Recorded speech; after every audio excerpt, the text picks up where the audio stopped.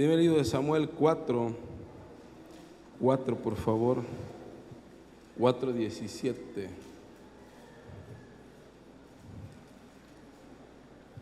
4:17. Cuando estemos ahí, digamos amén, mis hermanos.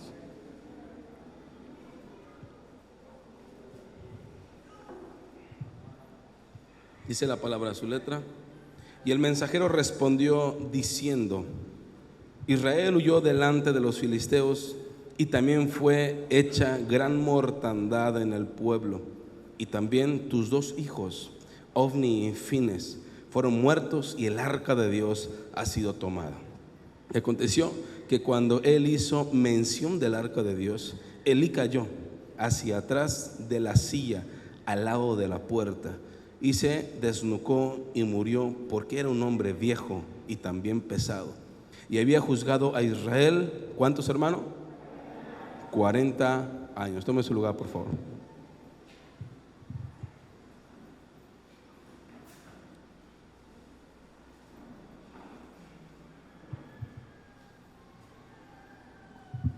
Amén.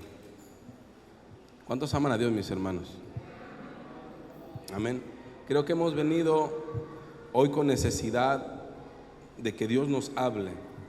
Hemos venido con tanta necesidad de que el Señor hoy escuche lo que le estamos pidiendo. ¿Alguien dice amén, hermano? Y usted va a decir: es que Dios siempre escucha, por supuesto, pero que actúe tu necesidad.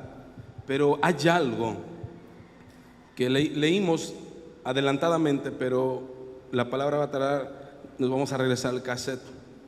Leímos hace un momento que le dieron una noticia a un sacerdote llamado Elí, a un sacerdote que tenía 40 años de haber estado juzgando a Israel.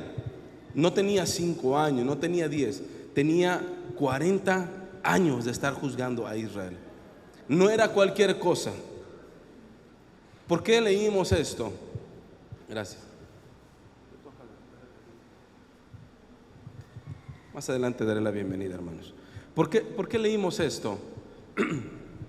En la vida de los cristianos tendríamos que saber y entender que no somos nada si no está el Espíritu Santo activo en nosotros. ¿Cuánto lo creen, mis hermanos? ¿Cuánto lo creen, mis hermanos?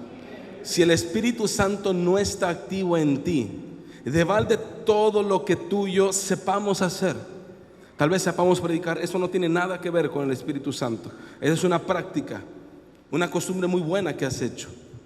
También existe que tú sepas hacer las cosas dentro de la casa de Dios, pero no tiene nada que ver con el Espíritu Santo. Lo que sí tiene que ver es lo que tú sepas hacer. No cuando alguien tome lugar y destelle, significa que trae la presencia. No precisamente pasa así, porque leemos en la Biblia muchos ejemplos que, como Sansón, que tenía la fuerza pero andaba pecando, andaba en adulterio, y venía la fuerza de Dios, y era el tiempo de la ley, no era el tiempo de la gracia. ¿Cuánto más en este tiempo muchos se pueden atrever, o en ocasiones nos atrevemos nosotros a poder y querer jugar con la presencia de Dios? ¿Cuántos aman a Dios? Levante su mano. Y es por eso que cuando no cuidamos la presencia de Dios, podemos contestar y decir: pero ¿por qué si es cristiano? ¿Pero por qué se ha conocido al Señor? ¿Por qué pasa esto? ¿O por qué le está pasando esto? ¿O pero por qué si ya conoció al Señor? Es que no tiene la presencia de Dios. Cuando alguien tiene y procura la presencia de Dios, hermano, aunque el mismo diablo se le pare enfrente, el Señor te va a responder. Alguien dice amén, hermano. Escuchó bien, aunque el mismo diablo se pare enfrente, cuando alguien tiene la presencia de Dios, no hay cosa que se pueda resistir a la amada presencia del Señor. Y pareciera que lo decimos fácil, y pareciera que decimos: oh, se sintió la presencia. Y sí lo sé, porque yo lo he sentido. Pero esa presencia no es para sentir en un lugar. Esa presencia no es para decir o presumir en ciertos lugares. La presencia de Dios es lo más sagrado que existe en esta tierra y fuera de esta tierra. ¿Alguien lo cree conmigo, mis hermanos? Cuando la presencia de Dios reposa en una persona, esta persona tendría que ser la más celosa, cuidadosa, para que no se pierda la amada presencia de Dios. La presencia de Dios no es solamente para orar lengua, es una manifestación de Pero la presencia de Dios es aquella que te dice: aquí está la oportunidad de pecar o de caer. Y si tú tienes y yo tengo la presencia de Dios, es aquella que me recata y me domina para no caer.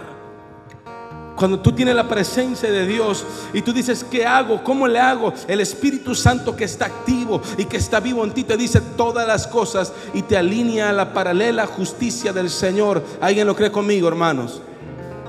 Cuando alguien tiene la presencia de Dios, no toma malas decisiones.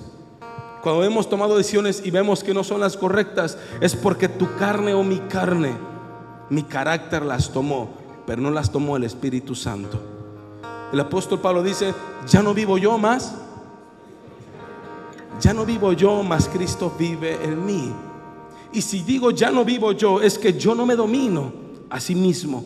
Si yo digo ya no vivo yo, es que no soy el que yo digo voy a hacer esto, sino que el Espíritu dice: no vas a hacer esto y vas a hacer esto. Yo sé que a algunos les ha pasado que en un momento que iban a hacer, el Espíritu Santo les dijo: no hagas esto, y mejor deja de ir acá y ven para acá. ¿Alguien dice amén con eso, amigo, hermano? La presencia del Espíritu Santo en la antigüedad, hablo de la antigüedad, vaya, sin decir que ahora no, por supuesto, porque Él es el mismo de ayer, de hoy, para siempre. Pero en el tiempo de la antigüedad, las personas sabían identificar cuando una persona traía la gloria de Dios, igual a la presencia de Dios. Recuerde que en la antigüedad el Señor le dijo a Moisés en el desierto: me vas a construir un tabernáculo, como el que, bueno, está allá. No tenemos una imagen. Me vas a edificar un tabernáculo. Le dio todas las medidas. Son muchas especificaciones y cada una tiene una cuestión literal, pero también muy espiritual. Diría yo más espiritual en un 80-85%. Ellos lo hicieron así. Pero dentro de ese tabernáculo había algo espectacular, había algo único, había algo sagrado. ¿Sabe qué era? Era el arca del pacto.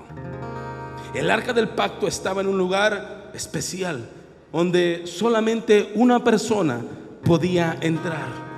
Y él no entraba para ver si estaba sucio, él entraba para pedir por todo el pueblo. Y si Dios así lo quería, él salía vivo. A él le amarraban un lazo en el tobillo derecho, por si tardaba cierto tiempo y no salía, es que si Dios no lo había escuchado, él caía muerto en ese momento, y tenían que sacarlo porque nadie podía entrar, solamente el sumo sacerdote. Si entendemos esa cuestión, no voy a hablar del arca del pacto únicamente, pero si entendemos esa cuestión, podemos saber que ese lugar y donde estaba el arca del pacto era sagradísimo, no por el arca.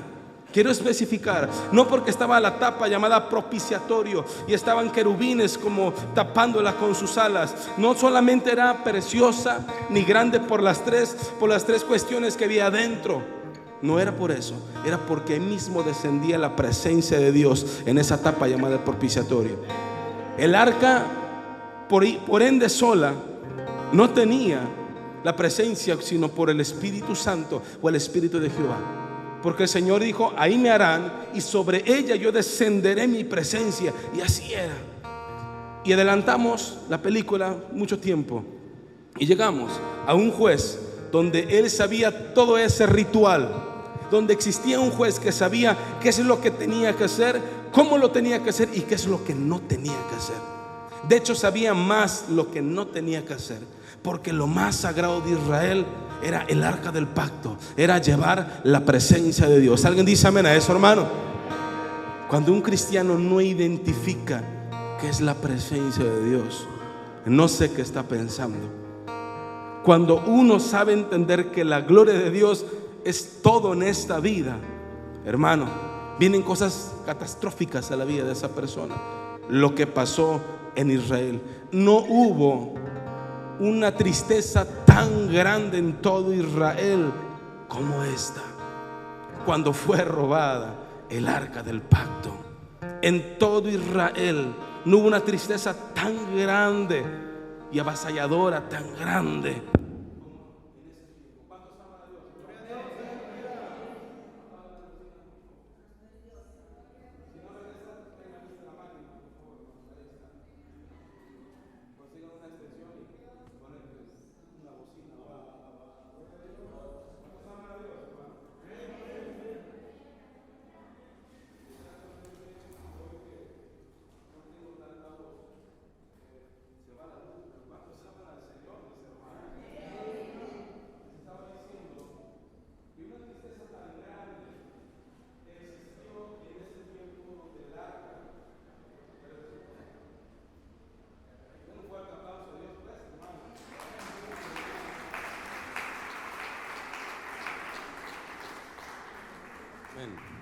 Amén, amén. Sí dijo Dios, no la va a armar este chavo así. Mejor le regreso la luz. Amén.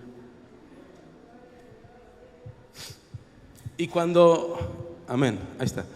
Y cuando entendemos esa parte tan grande, decimos, al leer nosotros la Biblia, decimos, pero ¿por qué hicieron eso? ¿Por qué se atrevió a hacer eso? Pero siempre, muchas veces leemos la Biblia, decimos, pero ¿cómo Sansón hizo eso? Pero ¿cómo el sacerdote Elí hizo eso?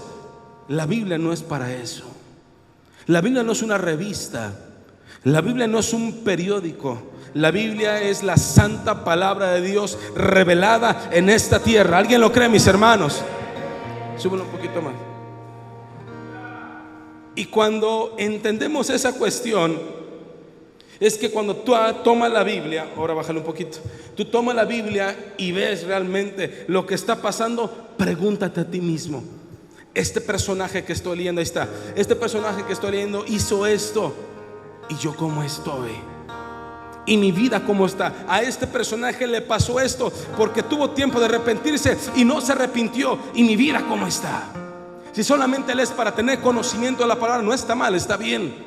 Si solamente lees para decirle, ay, qué bárbaros, bueno, no está mal, está bien, la estás leyendo, al final de cuentas es lo que tenemos que hacer. Pero la palabra escudriñar no solamente es leer, es reflejarte en ella. Por eso, antes de meterte al lugar santo, había un artefacto, había un mueble que era de bronce bruñido, y al final tenía un espejo, donde las personas, antes de meterse, después del sacrificio, tenían que lavarse las manos de la sangre y tenían que reflejar su suciedad. Alguien dice amén, hermano. Ellos tenían que ver que no eran dignos de pasar al lugar santo antes de ser lavados.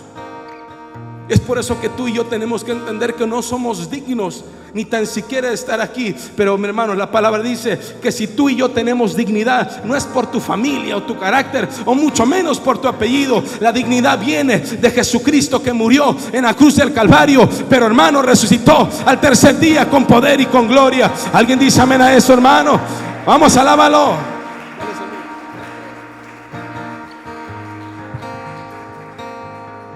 Es la dignidad que tenemos del Señor, es por Él mismo, no es por ti, no es por mí. ¿Por qué les digo todo esto en una introducción? Porque hubo un personaje que no amó al Señor. Por eso Jesús decía, el que ame más a un familiar más que a mí, no es digno de mí. Yo he venido para que haya espada entre las familias. La gente se quedaba. Cuando vinieron a buscarlo en Caná, dijeron, Jesús, tu familia está afuera. Dijo, ¿cómo me dices eso? Mi familia, los que hacen la voluntad de mi Padre.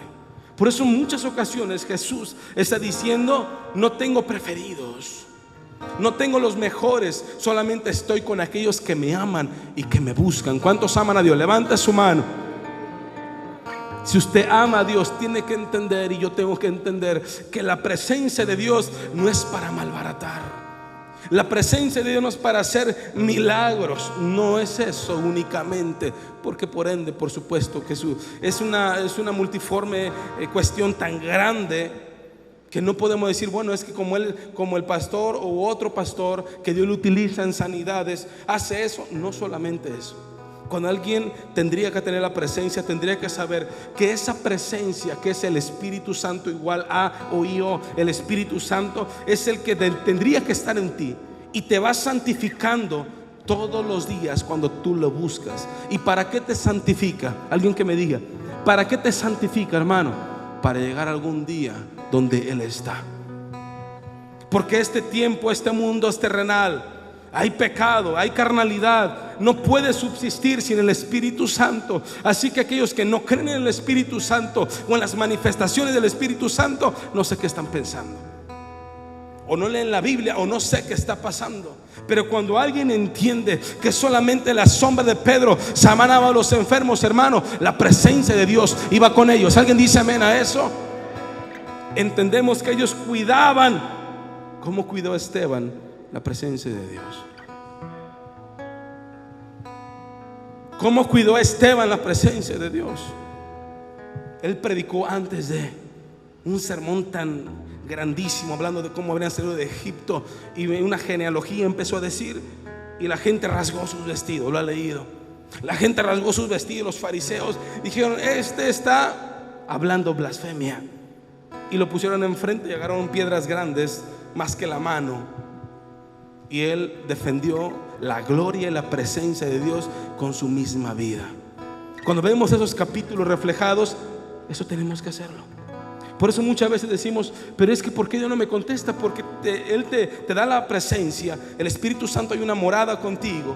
Y a la hora de la hora, en algo tan fácil y tan práctico, botamos la presencia del Espíritu Santo. O el Espíritu Santo se entristece, dice la palabra, con algo tan práctico. Cuando tú sabes que no es correcto vestirse así, porque no quieres demostrar sensualidad. Ambas personas, por supuesto, más a las mujeres se inclina.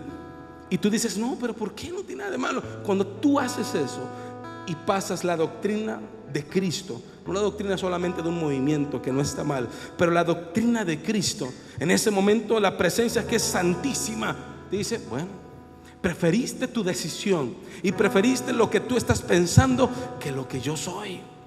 Porque cuando alguien hace eso, se olvida que algún día se está preparando para estar por toda la eternidad con Cristo Jesús. ¿Alguien dice amén? Así que no podemos botar la presencia por una plática mal hecha. No podemos botar la presencia por un chisme. No podemos botar la presencia que Él ya te selló, dice en Efesios. Fuiste sellados, vamos rápido, no puedo entrar en detalles, que tú fuiste sellado por el Espíritu Santo para el día de la redención. Si ya fuimos sellados y el Espíritu Santo está ahí, no hagamos como este sacerdote y también profeta Elí. Regrese sus hojas, por favor, y vamos al capítulo 2, versículo 12.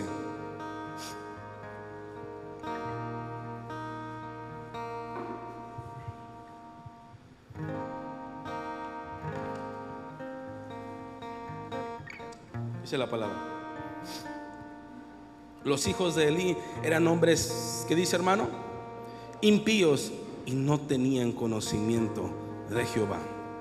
El versículo 17: era pues muy grande delante de Jehová el pecado de los jóvenes, porque los hombres menospreciaban las ofrendas de Jehová.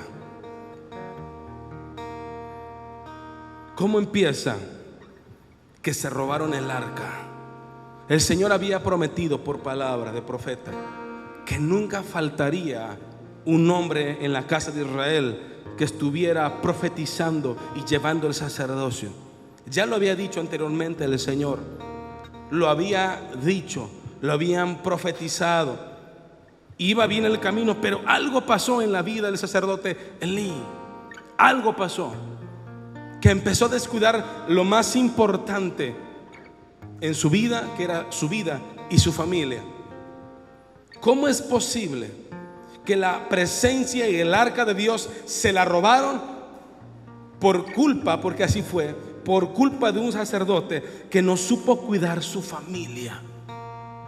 Dios me hablaba grandemente en esta parte. Me decía: si la presencia de Dios no está en tu vida, es porque nunca supiste cuidar Martín, o no supo cuidar Martín la presencia de Dios cuidando su familia. No podía existir la presencia de Dios. El arca del pacto estaba ahí, pero no había presencia de Dios, porque los que supuestamente habían encargado, que eran los hijos de Elí, Ofni y Fines, eran hombres impíos. La palabra impíos obviamente va a los que no tienen impiedad. Los que no tienen piedad es impiedad. Los que tienen repudio con Dios, pero son los que algún momento conocieron de Dios y se apartaron. Hay rebeldía, hay anarquía. Esas personas son impías. Si usted conoce a un cristiano que algún día estuvo brincando aquí, bailando para el Señor, y luego lo ve brincando y bailando allá afuera en la borrachera, es un hombre impío. Es un hombre que menospreció la sanidad. Es un hombre que menospreció que el Señor algún momento lo restauró. Es un hombre impío. Y también hay oportunidades para ellos, pero ellos eran impíos, nunca quisieron regenerarse. ¿Cómo es posible que el sacerdote de todo Israel, 40 años había juzgado a Israel? 40 años. Y en esos 40 años no se pudo dar cuenta qué estaban haciendo sus hijos. En esos 40 años no pudo arrepentirse bien. En esos 40 años no pudo identificar que la amada presencia estaba escasa, porque amaba más a sus hijos que la presencia de Dios. Yo le quiero decir esto a las mamás y a los papás. ¿Cuántos aman a sus hijos? Levante su mano. Levántala pues si lo aman. Yo también. Pero sobre encima de todo ello está el Señor. Sobre encima de todo eso está el Señor. Aunque Dios te lo dio, sé que sí, a mí también. Pero está el Señor. Nunca tienes que poner el amor que tú tienes por ellos sobre encima del Señor, y que no te des cuenta qué está pasando en ellos. Y que no te des cuenta porque sí te das, pero no quieres darte cuenta, o no nos queremos dar cuenta porque los amas tanto. Así era Elí. Y por eso robaron el arca del pacto. Eran hombres impíos.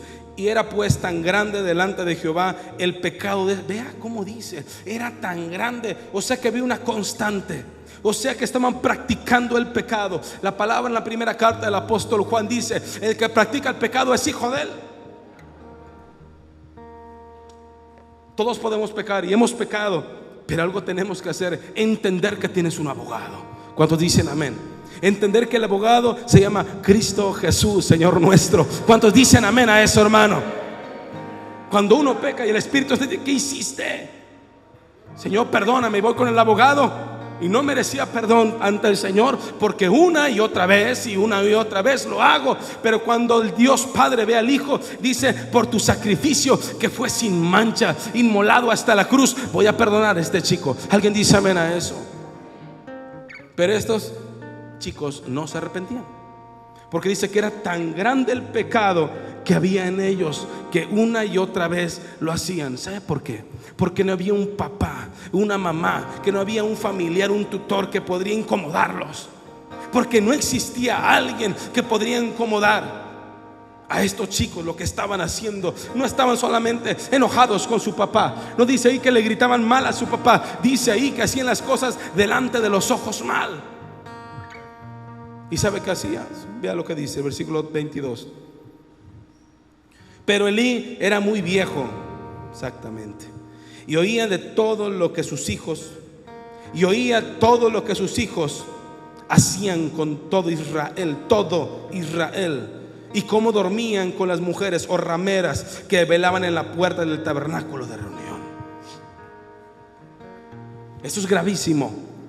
Esto es gravísimo lo que estaba pasando en Israel. Lo que estaba pasando es que los hijos de Elí, Ofni y Fines, siempre había rameras a la puerta del tabernáculo. Ellos llegaban y se metían con ellas al tabernáculo a tener relaciones sexuales dentro del tabernáculo del Señor. Ahora se da cuenta por qué robaron el arca. Por eso, porque no hubo una persona sensata diciendo que oía lo que sus hijos estaban haciendo. ¿Cuánto tiempo escuchó eso? Desde que empezaron a crecer. No se dio cuenta que sus hijos no estaban haciendo bien las cosas, porque los cegaba el amor más que la presencia de Dios. Elí no tenía la presencia, pero estaba juzgando 40 años. No es por obvias razones que tú estés en el Señor y que lo estemos haciendo bien. Si no queremos que la amada presencia de Dios se vaya de nosotros, hermano, tenemos que estar siempre viendo y conectados con Cristo Jesús. ¿Alguien dice amén? Tienes que estar conectado con el Espíritu Santo para que Él te diga qué está pasando en tu hogar o qué está pasando en la iglesia. Tienes que estar conectado con el Señor para que te dé discernimiento del Espíritu. Unos regalos y un don del Espíritu Santo es discernir, conocer a profundidad lo que otros no pueden ver. Eso es discernir. Es entender, como si te metieras a la mente de alguien, por así decirlo, vaya, y entiendes lo que está pasando por medio del Espíritu. Acuérdese que el Espíritu Santo todo lo puede hacer. ¿Alguien dice amén? Él es todopoderoso y puede estar en todo lugar al mismo tiempo. Cuando alguien entiende y tiene el espíritu de discernimiento, sabe entender lo que está pasando. Cuando Heredé me está mintiendo, yo me doy cuenta, pero así me doy cuenta. Cuando algo me oculta, así me doy cuenta. ¿O no, mamás? ¿O no, mamás? ¿O no, papás? Así me doy cuenta cuando algo está mal, sin que abra sus labios. Cuando un papá omite no meterse a profundidad porque es tu hijo, y omites eso porque quieres tener paz y no pelear, algo está pasando. Se está yendo la presencia de Dios poco a poco. Se está escapando y alguien más está acechando. Los filisteos estaban acechando. Nunca en toda la historia, escuche bien, nunca en toda la historia, de allí para atrás, por supuesto, de Israel, había perdido Israel. No había perdido hasta el día de hoy. Hasta que habían levantado a un sacerdote que tal vez empezó bien, qué sé yo, pero en algún momento se fue descomponiendo porque vio a sus hijos crecer, tan guapetones, tan bonitos, y dijo: ellos son mis sucesores. Pero puso encima el amor de sus hijos sobre encima de la presencia de Dios. A diferencia de Moisés. Moisés no dejó a su hijo Gersón. ¿Lo ha leído? ¿A quién dejó? Moisés, ¿a quién dejó? ¿Del seminario? Sí, obviamente en la parte del... Pero dejó a Josué como líder. Eleazar lo dejó en la parte del sacerdocio. Pero dejó a Josué como sucesor de él. Moisés tenía a su hijo Gersón, pero tenía el espíritu de Jehová. Tenía el espíritu de Dios y decía: no, mi hijo no. Y Dios le dijo: tu hijo no, tiene que ser Josué. Le tocaba a su hijo porque era la línea, pero no. Cuando uno no comprende el por qué la presencia de Dios muchas veces no está, o en mi casa hay tantos detalles tan complicados, paremos nuestro carro y digamos: Señor, ayúdame a leer tu palabra. Por eso les dije hace un momento, cuando alguien lee la palabra es para reflejarse en ella. Es para decir: ay, Señor, a ellos les pasó, a mí me está pasando igual, pero ¿qué tengo que hacer? Tuvo 40 años y no se pudo arrepentir de su mal camino. Elí, 40 años y no pudo decirle a sus hijos: o le paran o le paran. Y se los hubiera entregado al Señor y el Señor los hubiera matado. Pero no lo hizo así. Vea lo que dice la palabra. Y les dijo, el 23: ¿por qué hacéis cosas semejantes? Porque yo oigo de todo este pueblo vuestros malos procederes. No, hijos míos, porque no es buena la fama que yo oigo de ustedes. Pues hacéis pecar al pueblo de Jehová. Si pecare el hombre contra el hombre, los jueces le juzgarán. Mas si alguno pecare contra Jehová, ¿quién rogará por él? Pero ellos no oyeron la voz de su padre, porque Jehová había resuelto hacerles ¿qué? Cuando estaba leyendo esto, me remonto como si yo estuviera en la película, así, Elí y sus hijos, como si lo estuviera viendo. Y me imagino él diciendo: hijos, por el amor de Dios, ya no hagan eso. Ya viejo, gordo, cansado. Hijos, por el amor de Dios, ya pórtense bien. Dejen de meterse a tener relaciones sexuales con las rameras al tabernáculo. Por favor, ya no lo hagan. Por favor, ya no roben de lo que es para el Señor en la ofrenda, para lo que es del tabernáculo, y ustedes se lo lleven. Ya no lo hagan. Ándele, sí. Así me imagino a Elí diciéndole. Y sus hijos: viejo loco, le estaban diciendo. Escucha de risa, ¿no? Pero sí le estaban diciendo: viejo loco, cállate. La Biblia no va a decir toda la novela, pues no, te una Biblia así. Tú cállate. O sí. Y no le hicieron caso. No había autoridad. ¿Cómo podría juzgar a Israel si dos pequeños niños que empezaron de niñitos, creciendo, nunca pudo enderezarlos? ¿Cómo la presencia de Dios iba a estar en Israel si el representante del pueblo era Elí?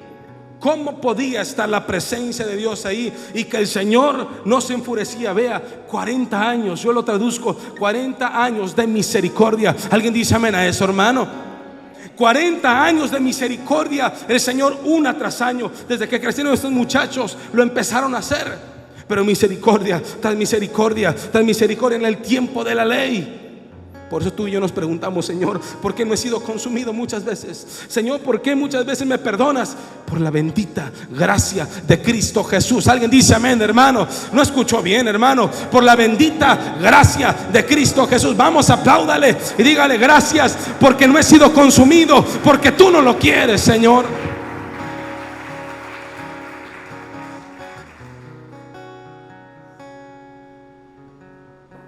Es porque Dios no quiere, no porque seas muy bueno. Yo le dije a los muchachos el día viernes: yo no merecería, no fuera digno de estar aquí sentado hablándole la palabra. Y si estoy es por Cristo, no porque sea el mejor, no. Si estoy es por Cristo, nada más. Yo no tengo talentos, yo no tengo virtud, y si los tengo son el 0.00001% y todo lo demás es Cristo. Lo que yo tuviera no sirve para nada.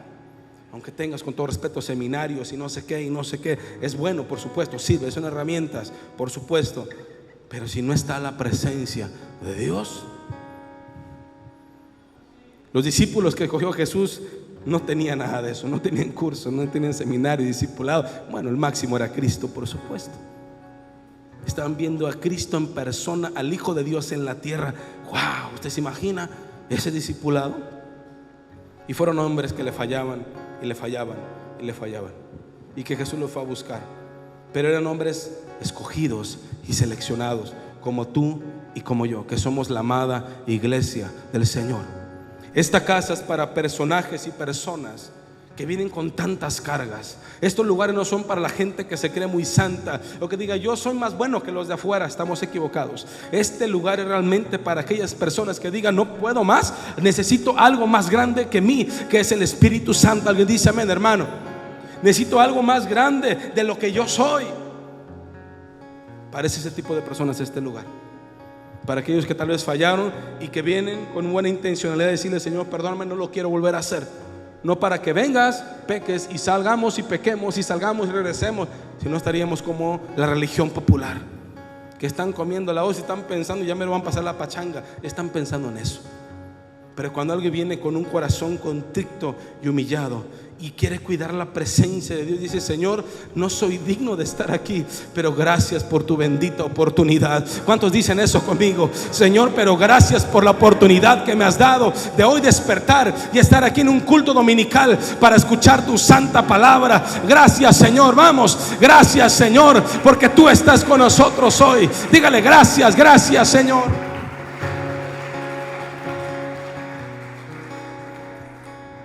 Y sigue diciendo la palabra, el versículo 27. Y nunca les dije el sermón: no pierdas la presencia de Dios.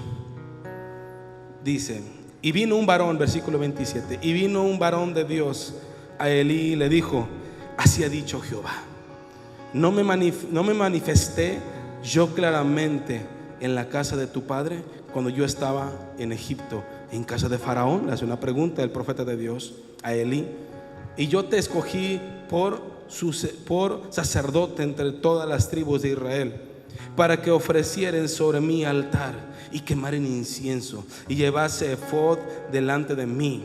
Y dijo a la casa de tu padre todas las ofrendas de los hijos de Israel. Y di a la casa de tu padre todas las ofrendas a los hijos de Israel.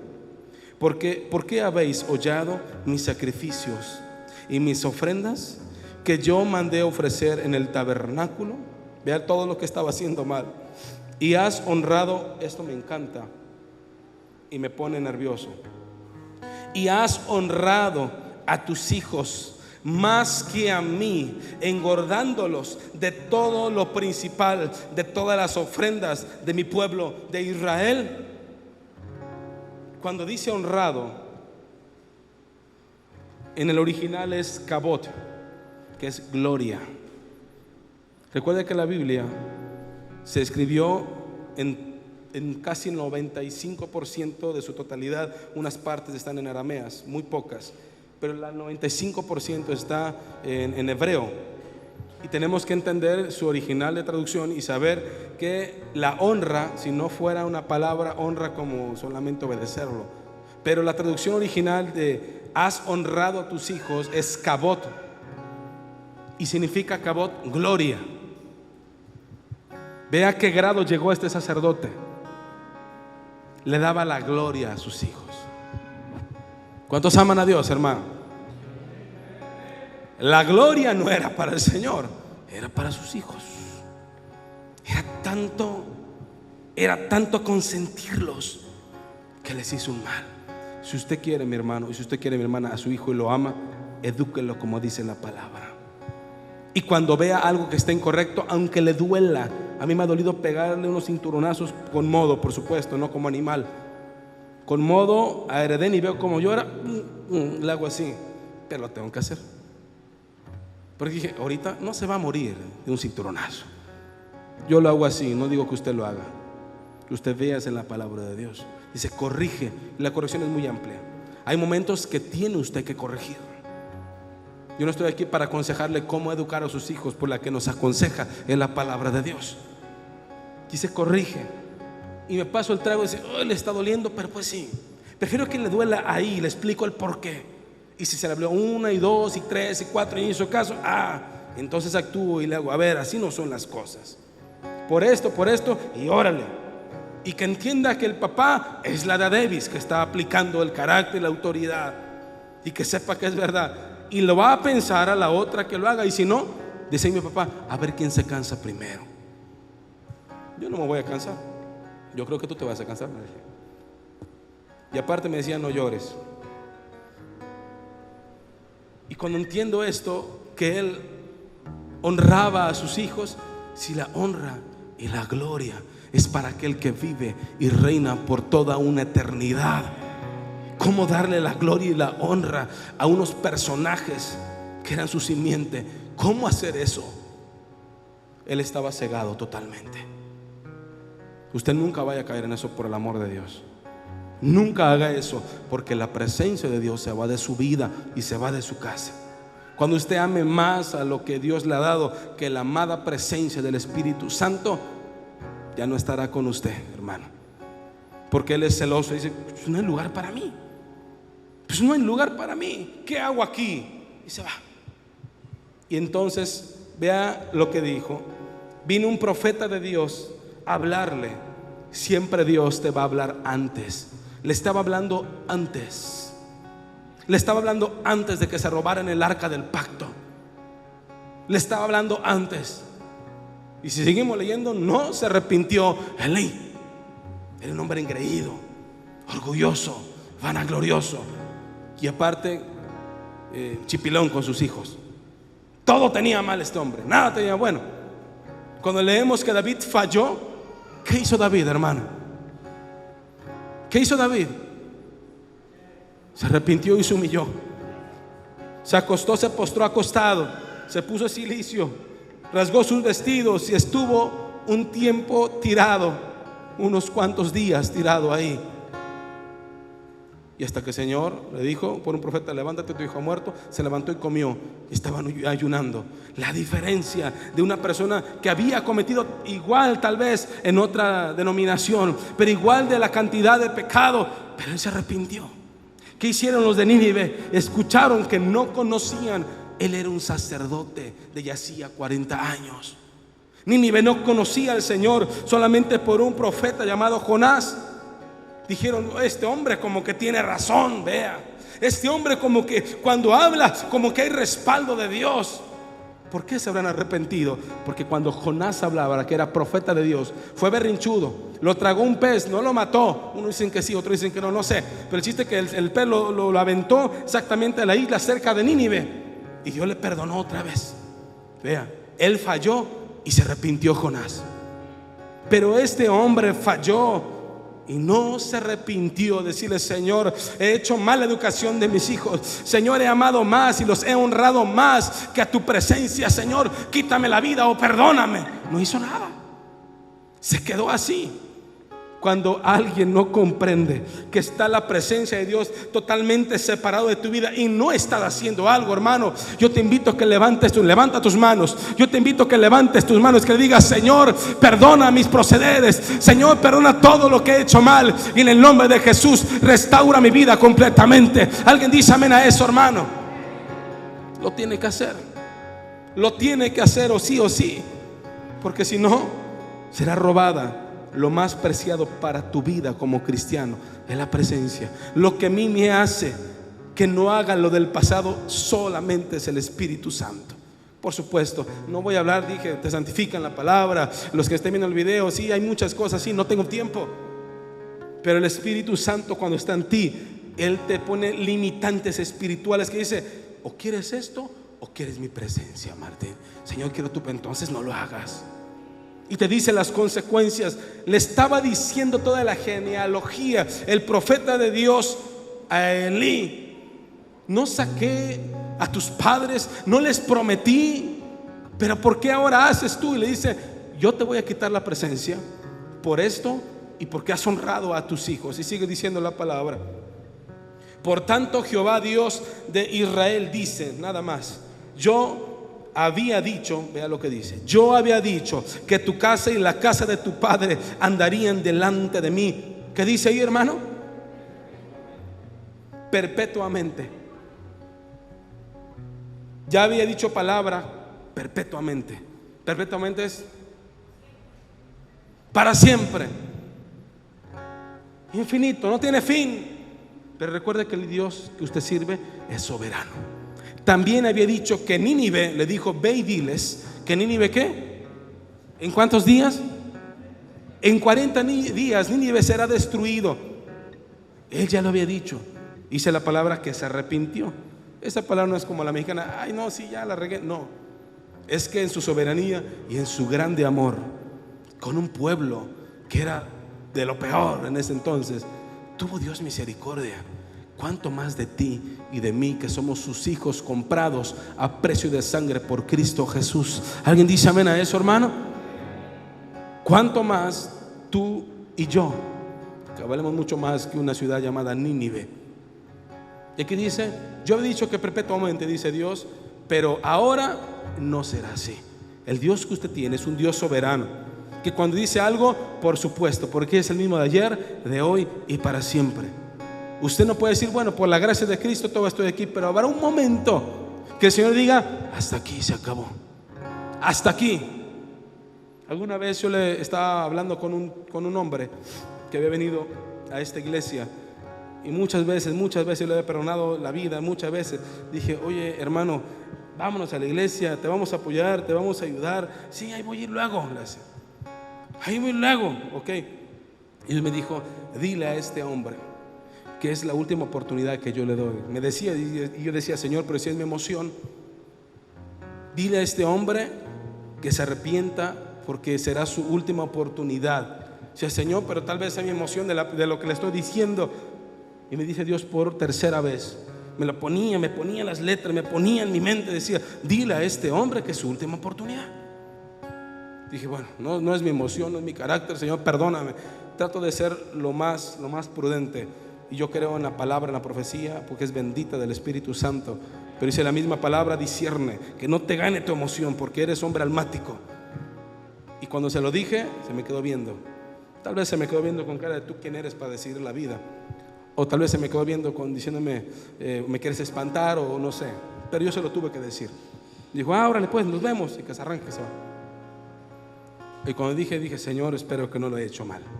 Hasta ahorita no he sabido nada de él. Espero que el Espíritu Santo en algún momento, como el hijo pródigo, toque su corazón y entre en sí y regrese a los brazos de su papá. ¿Cuántos quieren regresar a los brazos de papá hoy, hermano? Denle un fuerte aplauso a Dios, por favor. Vamos, déselo fuerte.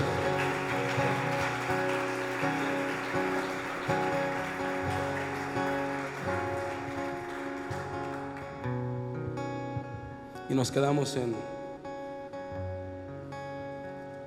quiero el capítulo 3, gire su hoja, si es que es así.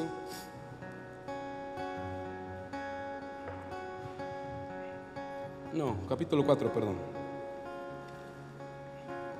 capítulo 4. Dice el versículo 2. Dice: y los filisteos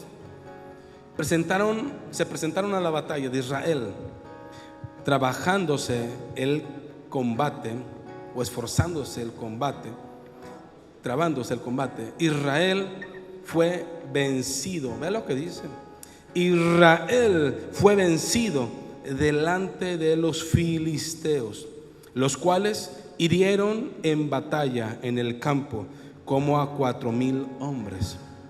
Cuando volvió el pueblo al campamento, los ancianos de Israel dijeron: ¿por qué nos ha herido hoy Jehová delante de los filisteos?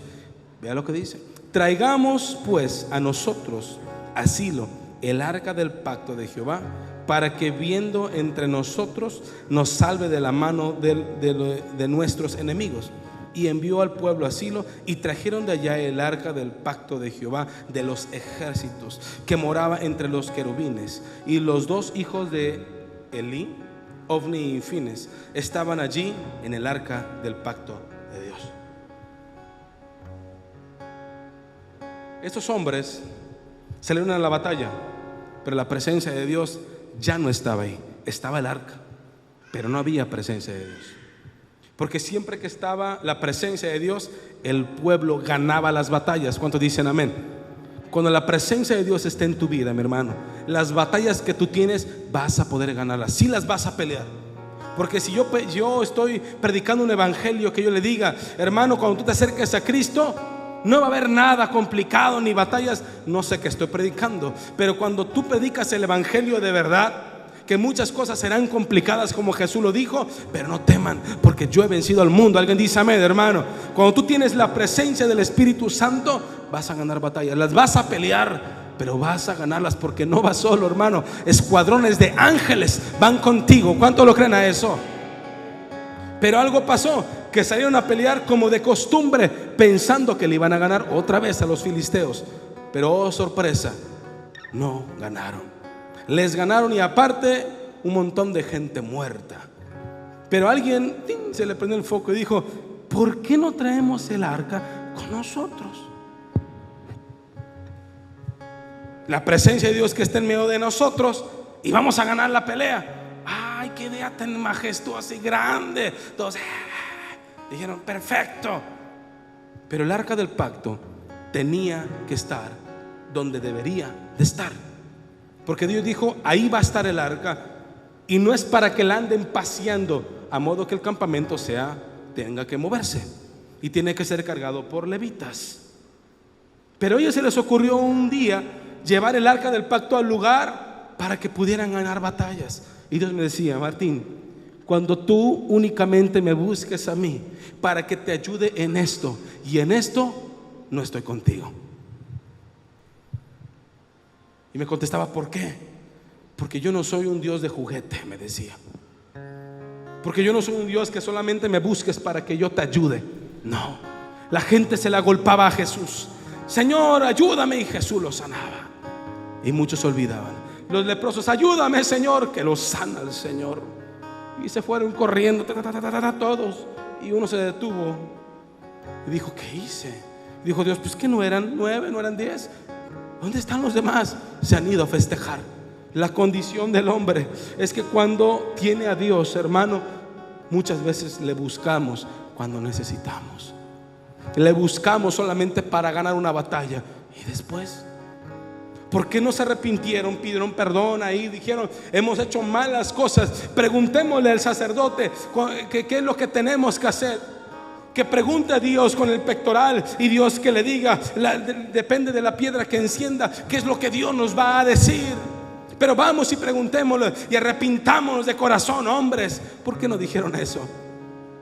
Porque solamente lo que ellos querían hacer era ganar una batalla más.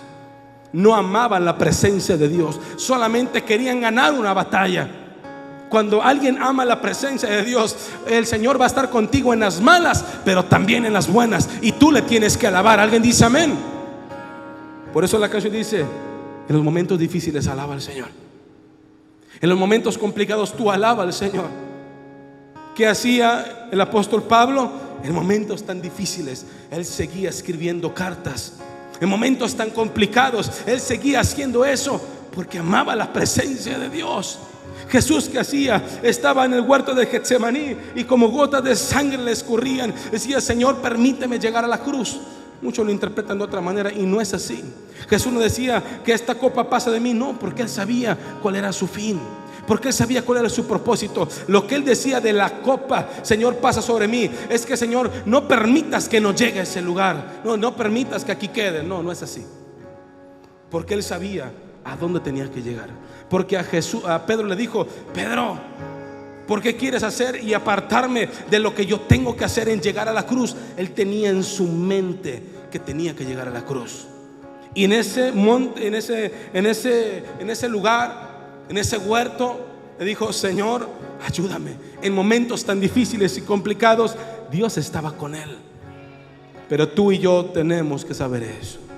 Tenemos que entender que no busquemos al Señor solamente para ganar una carrera o solamente para ganar una batalla. Si tú amas la presencia de Dios, mi hermano, tienes que saber que Dios no solamente para una enfermedad, que el Señor no solamente para que te dé lo que tú necesitas, que tú tienes que buscar a Dios, hermano, porque por lo que Él es. Alguien dice amén, hermano. Porque dice la palabra: todo lo que respire. Y no dice: alaben porque Él te ha dado. No. Alaben por lo que tú sientes que tienes. No sirve para eso. Lo que tú y yo tenemos que hacer, porque fuimos creados para alabanza de su gloria. Tú y yo tenemos que entender que tenemos que alabar a Dios por lo que Él es. Tengas o no tengas, le tienes que alabar, porque lo que importa es tener la presencia. ¿Qué pasó con Nabot?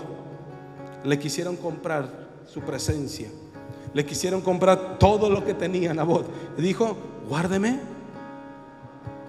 Jehová, de venderte yo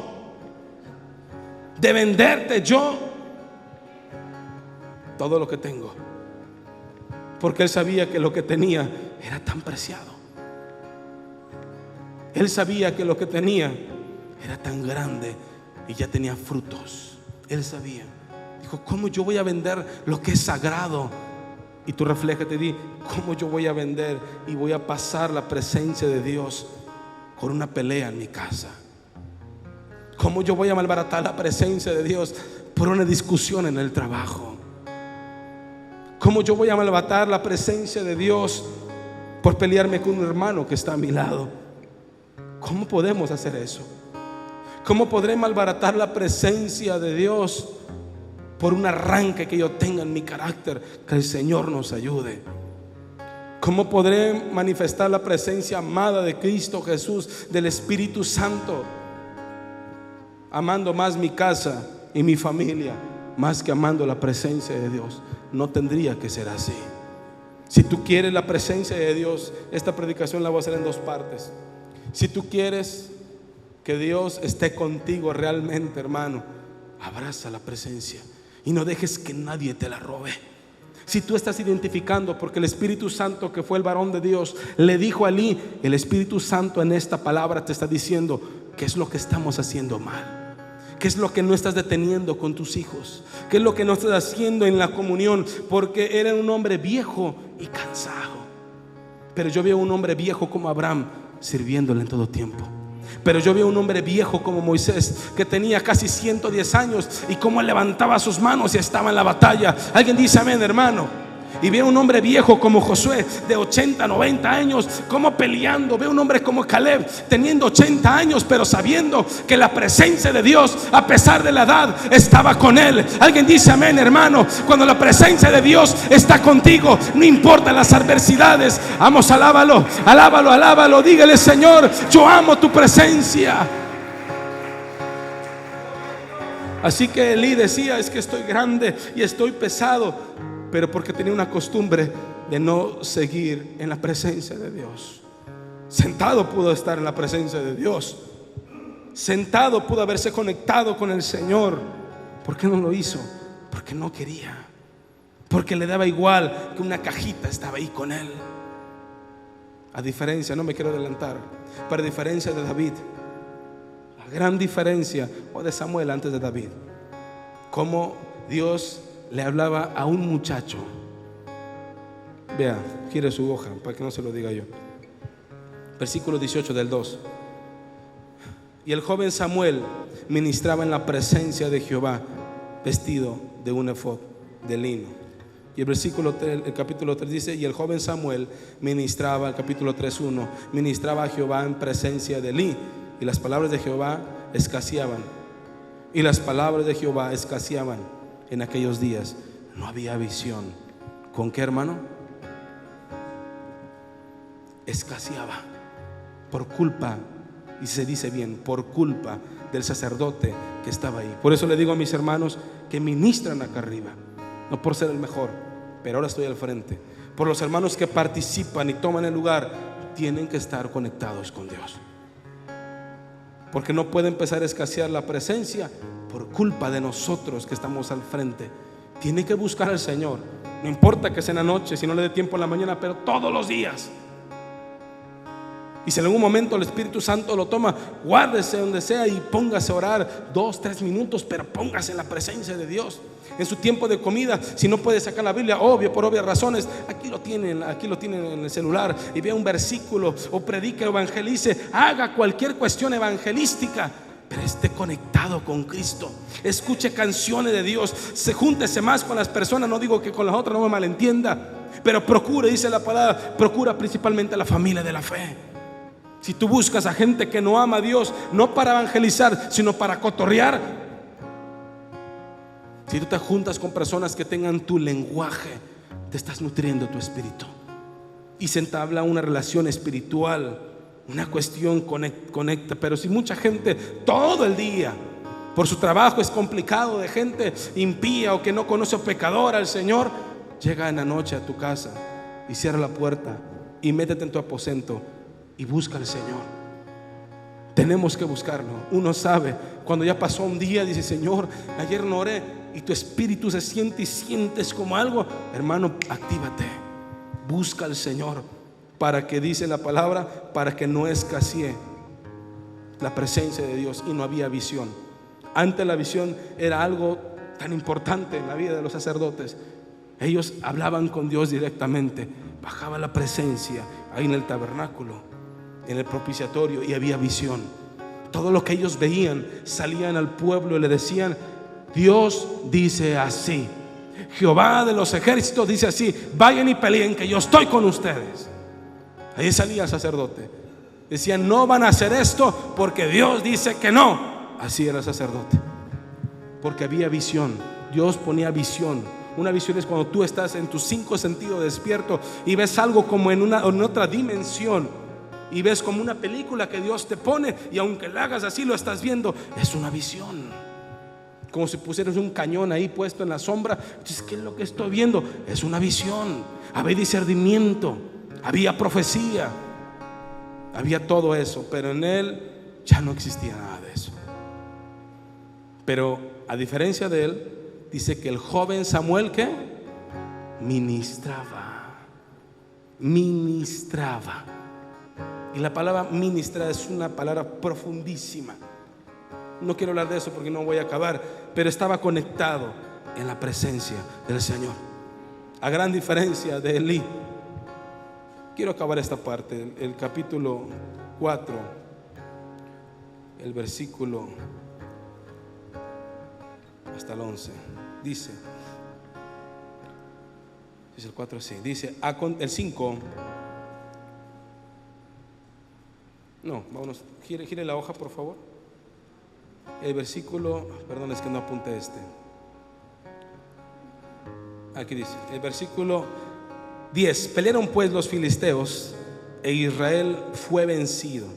Perdón, nos quedamos en el versículo 5. Aconteció que cuando el arca del pacto de Jehová llegó al campamento, vea, la trajeron, todo Israel gritó con tan grande júbilo, que dice que, hermano, si usted lee esta parte, entenderá como que fue algo grandioso. Aconteció que cuando el arca del pacto de Jehová llegó al campamento, todo Israel gritó con tan grande voz y júbilo que la tierra tembló. Fue literal, la tierra tembló. Y yo decía: a ver, Señor, pero ¿por qué si no hicieron las cosas bien? Porque al final fueron derrotados. ¿Cómo que la presencia de Dios estaba ahí? Pero fueron derrotados. Sin querer lo leímos hace un rato. Como si la tierra tembló, fue una señal de que Dios estaba con ellos, porque fueron vencidos. Dios me decía, esa tierra tembló porque yo demuestro en todo momento que yo soy Dios. ¿Alguien dice amén?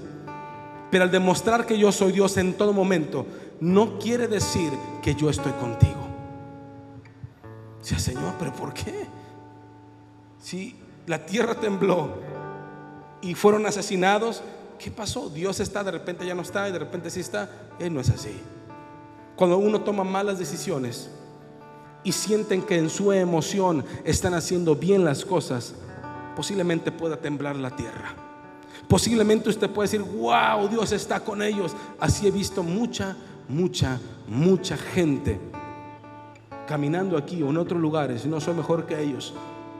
Y digo, Señor, ayúdame a mantenerme en la línea, no de emoción, sino de convicción. Está pegando mucho la emoción hoy en día en las iglesias cristianas. Tiene que haber eventos, tiene que haber un montón de cosas para que se sientan motivados. Si no hay eso, no hay motivación. Pero no es que exista motivación, es porque el Espíritu Santo tendría que estar morando en ti para que Él te produzca el querer como el hacer. ¿Alguien dice amén a eso, hermano? Está pegando tanta la emoción que ya las canciones ya no dicen exactamente como himnos espirituales. Ahora dicen amor, Dios, como que generalizan, porque el amor está de moda. Con que tú ames, pero ¿cómo dice el amor? El amor dice en la palabra que es el amor. Pero con que tú ames y tú te sientas lo que tú te sientas, así está tu mundo, hermano. Tu mundo está de cabeza. Dice la palabra que en los últimos días a lo bueno le dirían malo, y a lo malo ¿qué? Le dirían bueno. Y esos dijeron, hasta la tierra tembló, Dios está con nosotros. Pues sí, hay iglesias también homosexuales y lloran y hablan lenguas. No traje el video, pero cuando estaba ahí dije, ¿qué? Están los homosexuales ahí en el altar. Están cantando con el arcoíris y la bandera. Hasta, vea, ni son ingeniosos. Agarran el arcoíris, que es un pacto de Dios con la tierra. Y Él es todo. Están ido así. Perdón, es que así lo hacen, pues. Poderoso. Y lloran. Y sienten y hablan lenguas. La tierra tembló. Porque ellos pensaban que el arca, al traerla, que hicieron algo mal. Como estas personas que le digo, no importa cómo seamos, Dios te ama como seas. Por supuesto que Dios ama como tú eres. Pero cuando tú llegas al camino, yo lo leo en la palabra, esa mujer que era fornicaria, esa mujer que era adúltera, estaba a punto de morir. Le dijo, Señor, ¿dónde están los que te acusaban? Y Jesús le dijo, ¿dónde están? Ella le dijo, no están, Señor. Y Jesús le dijo, ni yo te condeno, vete y no peques más. ¿Alguien dice amén a eso, hermano? Entendemos a la luz de la palabra que decía, yo te sano, pero no seas el mismo. Dios te recibe como tú eres, pero hay una condición, que tienes que nacer de nuevo. No me salgo del tema, lo dije porque aquí cabe. En el Evangelio según San Juan capítulo 3, de Nicodemo le dijo, es necesario, sabía la palabra, pero es necesario que nazcas de nuevo. Si estás en un lugar y sientes que la tierra está temblando, no siempre digas, Dios está conmigo. Porque si seguimos leyendo, dice la palabra, y los filisteos tuvieron miedo, porque decían, ha venido Dios al campamento. Dijeron, de nosotros, pues antes de ahora no fue así. Vea, hasta los mismos demonios estaban atormentados por algo que ni era verdad. Dice, esforzaos, oh filisteos, versículo 9, y sed hombres para no servir a los hebreos como ellos nos han servido a vosotros. Sed hombre y pelead. El versículo 10, pelearon pues los filisteos en Israel y fue vencido. Y huyeron cada cual a sus tiendas, y fue hecha muy grande mortandad. Pues cayeron de Israel, ¿cuánto dice? 30,000 hombres de a pie. Nunca había existido una mortandad tan grande en el pueblo de Israel como la que estamos leyendo. 30,000 hombres. Y había acabado de temblar la tierra. Por eso el apóstol Pablo dice, escudriñen todo, examinen todo, valoren todo lo espiritual. Le dijeron, ya le hicimos, ya tenemos el arca aquí, ya le hicimos, ahora sí vamos a ganar. Pero solamente querían su batalla, solamente su ego del pueblo de Israel que nunca ha sido vencido. Vamos a ganar a la Filistea, claro que sí, porque el arca ya está aquí. No se maneja de esa manera. Cuando alguien no cuidó la presencia de Dios, y cuando un pueblo no estaba cuidando la presencia de Dios, Dios te abandona, como pasó ahí. Antes de decir los filisteos se robaron el arca, hay que entender por qué la robaron. Y quiero hacerlo en 2 tomos esta predicación, porque no se puede acabar de una sola. Pero Dios me hablaba y me decía, hablemos al pueblo de Dios, que es la iglesia, y digamos, si tú quieres la presencia de Dios, mi hermano, tienes que cuidarla como toda en tu vida. Y les platico rápidamente algo que estaba leyendo en un libro, que cierto hombre ya viejo, 80, 90 años, un predicador eminente, grande, que Dios lo utilizaba grandemente y fuertemente, se fue a apartar a un lugar, un retiro, pues, él solo, donde había un lago. Usted se imagina unos pinos hermosos, las montañas de nieve y la cabaña, todo perfecto para descansar. Pero cierto joven, en algún momento le nació las ganas de servir a Cristo. Era una persona que servía al Señor, un joven que se esforzaba en la casa de Dios, que iba esforzándose día con día. Y empezó a leer un libro de este hombre que les acabo de decir. Y decía, yo quiero algún día tener lo que este hombre tiene, la presencia de Dios. Y empezó a investigarlo, porque fue muy complicado para saber dónde estaba, porque ya tenía mucho tiempo de haber escrito ese libro y lo estaba leyendo este joven. Totalmente que lo investigó y fue a encontrarlo y le fue a tocar su cabaña. Y se le queda viendo el hombre y dijo, ¿tú qué quieres, joven? Dice, yo he leído su libro, y se lo enseña. Y dice, sí, yo lo escribí. Y le dijo, quiero que todo lo que esté aquí usted me enseñe rápidamente, disculpe, o me diga cómo le pago, no sé, para yo tener lo que usted tiene. Y se le queda viendo y le cierra la puerta y le toca otra vez. Dice, ¿qué quieres? Ya le dije, Señor, por favor ayúdeme, me he esforzado y he hecho esto y esto, y no pasa algo diferente en mi vida. Y el Señor, lleno de prudencia, esa estrategia, lleno del Espíritu Santo, le dijo, ven, acompáñame. El lago estaba como a 200 metros adelante de él. Iban caminando, platicando, y dijo, métete conmigo al lago. Y se metieron, y le llegaba a la cintura el agua frísima. Y le dijo, cierra tus ojos. Y el chico dijo, no, pues ya la hice. El hombre era grande, robusto, muy alto, muy fuerte. Y cuando el joven cierra sus ojos, lo toma del cuello, o del pescuezo, pues, como dicen por ahí. Lo toma y lo sumerge. Era un joven de 15 años. Él era un hombre robusto, grande, alto, fuerte. Lo toma del cuello y lo sumerge abajo.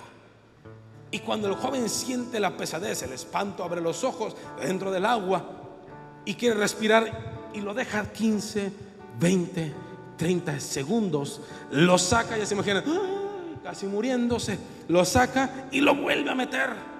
Y lo deja 10, 15, 20, otros segundos más. Cuando ve que está morado, como que lo saca, lo deja 2 segundos y lo vuelve a meter. Pataleando el chamaco, lo saca y lo avienta para allá al viejito. Y se le queda viendo, casi muriéndose, moribundo. Dijo, ¿qué le pasa a usted? No sé si le dijo viejo, pero le dijo, ¿qué le pasa a usted? Dijo, discúlpame, pero tú me dijiste que yo te enseñara lo que tú estabas pidiendo. Dijo, pero yo quería que usted me dijera cómo tenía la presencia, cómo la cuidaba. Dijo, ahí te lo dije. ¿Cómo? Le dijo, cuando tú añores la presencia, como añoraba respirar, Dios estará contigo. ¿Cuántos dicen amén? Pero ¿cómo me dice eso? Claro, cuando yo te estaba sumergiendo 10, 30 segundos, lo único que tú añorabas tener en tu vida no era comerte una hamburguesa, no era tener un carro deportivo, que era lo más importante, era querer respirar. Y cuando yo estaba leyendo esto, dije, Señor, perdóname.